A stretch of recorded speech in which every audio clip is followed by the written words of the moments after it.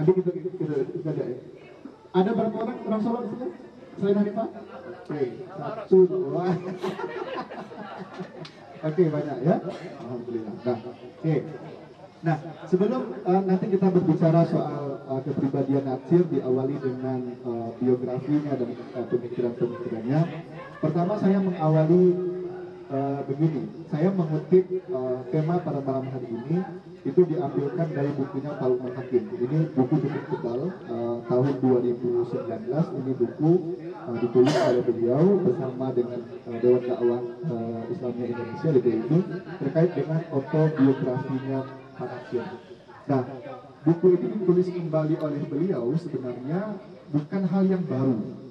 Sebelumnya sudah banyak buku-buku yang berbicara soal bagaimana sejarah hidup dari Natsir, kemudian bagaimana perjuangan Natsir ketika beliau menjadi pejuang sampai akhirnya menjadi Perdana Menteri dan terakhir mendirikan Masyumi dan Dewan Dakwah. Nah, ada dua buku yang luar biasa sebenarnya membicarakan soal Natsir. Itu yang saya tampilkan di layar itu bukunya Pak Ajib Rosidi, satu lagi saya lupa penulisnya siapa, tapi buku ini sudah jarang kita temui di perpustakaan. Sudah jarang banget buku-buku ini kita temukan di perpustakaan.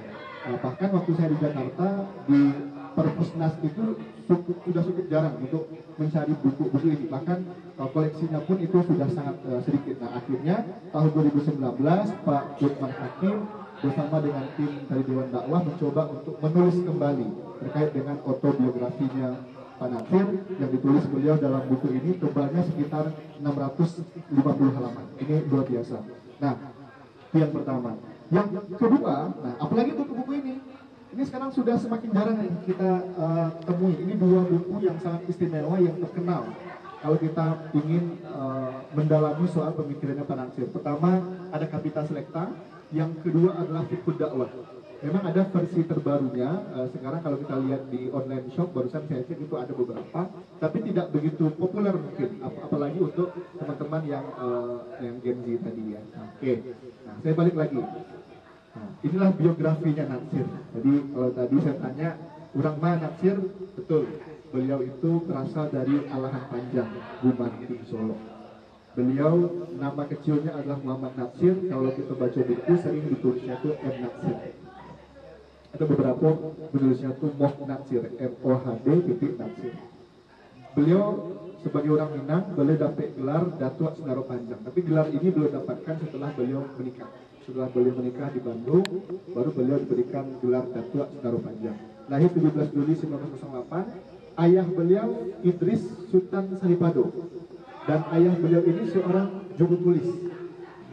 Ayah beliau itu pegawai negara atau sekarang PNS ya.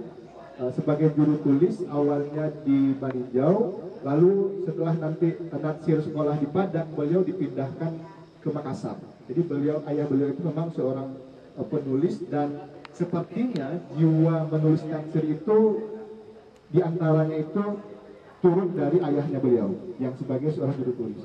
Ibunya Khadijah, dan beliau sekolahnya ini luar biasa, bolak-balik dari His Adabiyah Padang, kemudian ke His Solo, Madrasah Diniyah, balik lagi ke His Padang, Mulo Padang, dan terakhir adalah di AMS yang akhirnya beliau dapat gelar MR, Mr. in Rechten, atau pakar di bidang hukum. Jadi beliau salah satu, tidak banyak orang yang dapat gelar MR waktu itu, diantaranya adalah beliau, karena beliau bisa menamatkan sekolah di Belanda. Nah, saya mengawalinya mungkin dari sini, dari Alahan Panjang, kemudian akhirnya di Bandung. Nah, awalnya beliau sebagai anak Minangkabau tentu besar di Surau. Nah, inilah mungkin yang sekarang sudah kita rasakan perbedaan yang luar biasa. Saya mungkin sebagai gen milenial akhir, karena kan milenial itu sampai tahun 95 ya, 95. Aku lahir tahun 94. Nah, jadi milenial akhir lah. Nah, masih cukup merasakan bagaimana kehidupan suasana Surau. Tapi mungkin Gen Z sekarang sudah susah untuk mendapatkan suasana itu. Nah, suasana hidup di Surau itu memang luar biasa. Kita, kalau cerita ayah saya dulu, kalau anak laki-laki pulang ke rumah, merantau, pulang kampung ke rumah, itu tidak ada istilah lalu di Tape Indo. atau lalok di rumah Rangga itu nak ada cerita. Laki-laki itu laloknya di surau. Tidurnya itu di surau. Hari-harinya dia bekerja, dia di luar dengan dunianya, malamnya dia di surau. Dia belajar mengaji di situ, dia belajar membaca kitab, kemudian diakhiri dengan belajar silat dan segala macam. Nah, termasuk natsir. Natsir kecil itu besar di surau. Hari-hari beliau itu di surau. Nah, sehingga kehidupan beliau sebagai anak Minangkabau itu memang beliau dapatkan betul ketika beliau di alam panjang itu. Besar di surau, mengaji di surau, guru ngaji beliau banyak sekali dan banyak hal-hal yang beliau petik, dan disitulah beliau belajar agama sekaligus belajar adat. Itu yang pertama.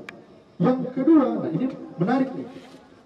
Beliau itu menopang sekolah di sekolah 2. Sekolah 2 ini sekolah elit lah, istilahnya sekolah Belanda.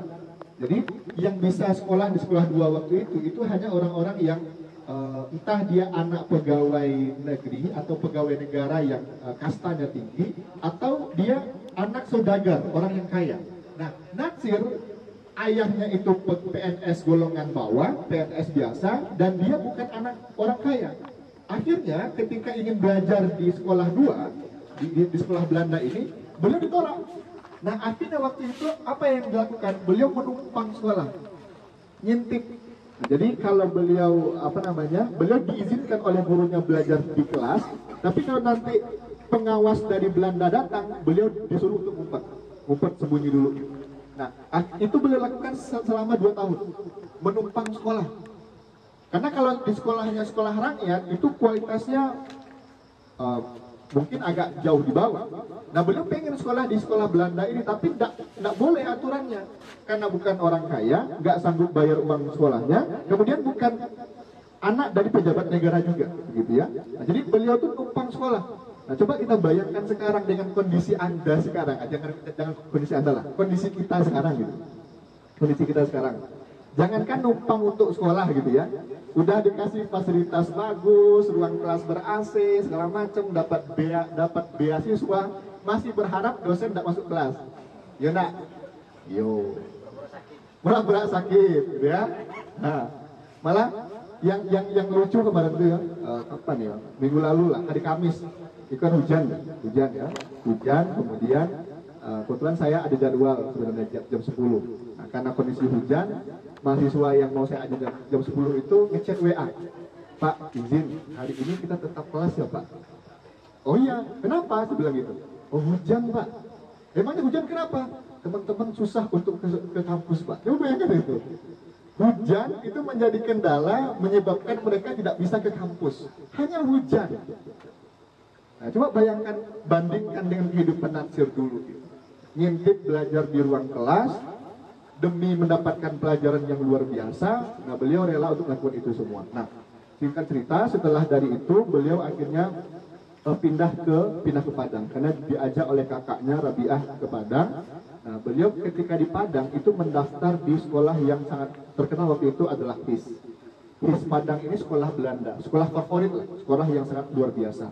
Tapi ketika mendaftar ditolak karena alasan 2 tadi, bukan anak pejabat negara, kemudian bukan berasal dari saudagar yang kaya. Akhirnya beliau ditolak. Nah, waktu itu sedih sekali, dan syukurnya 2 bulan setelah itu didirikan HIS Adabiyah. Bedanya HIS Padang sama HIS Adabiyah, HIS Padang itu sekolah negeri Belanda punya, HIS Adabiyah itu sekolah swasta, gitu kira-kira, yang didirikan oleh pribumi. Nah, akhirnya natsir sekolah di HIS Adabiyah.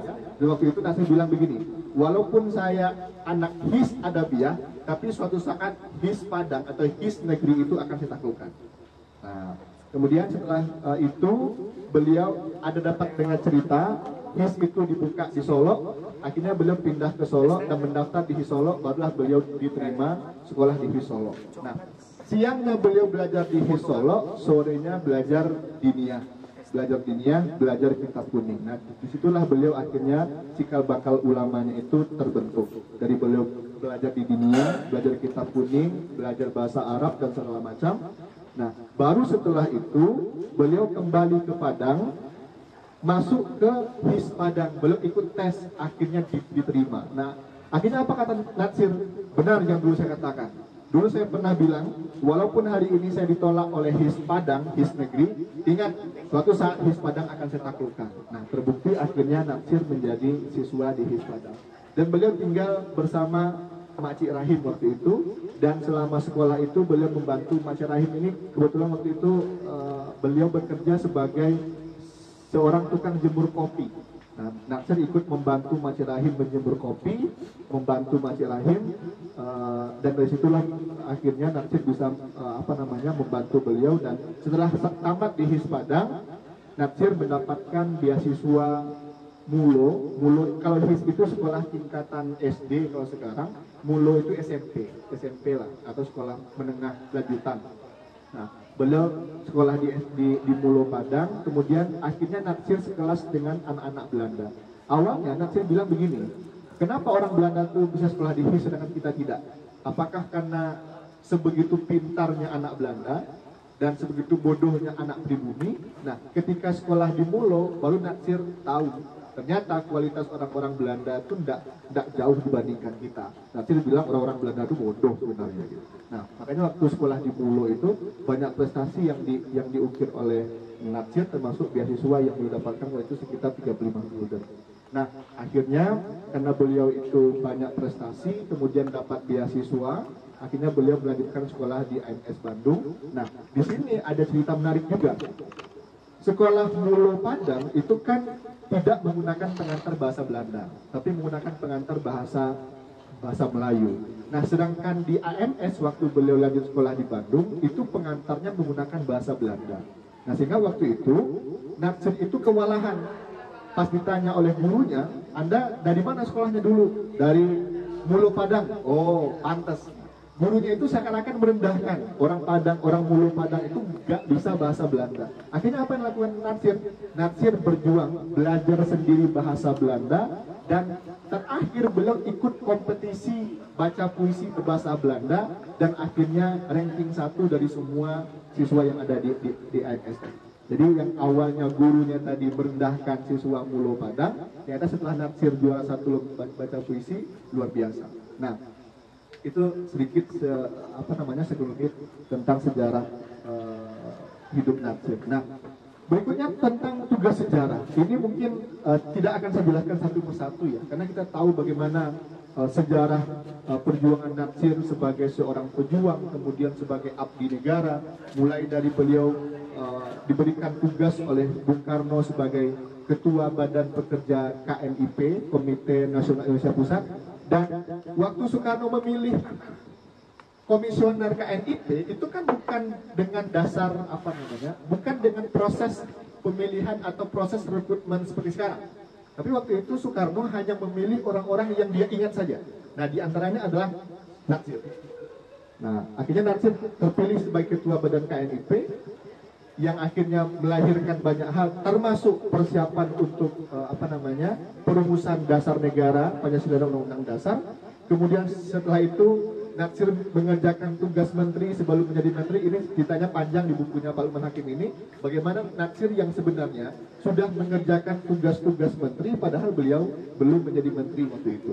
Kemudian lahirnya Kementerian Agama. Nah, ini tempat bernaungnya Pak Adi dan kawan-kawan, dan saya sebelumnya juga di Kementerian Agama. Bagaimana perdebatan awal munculnya Kementerian Agama, yang waktu itu Ki Hajar Dewantara saja itu menolak dibentuknya Kementerian Agama.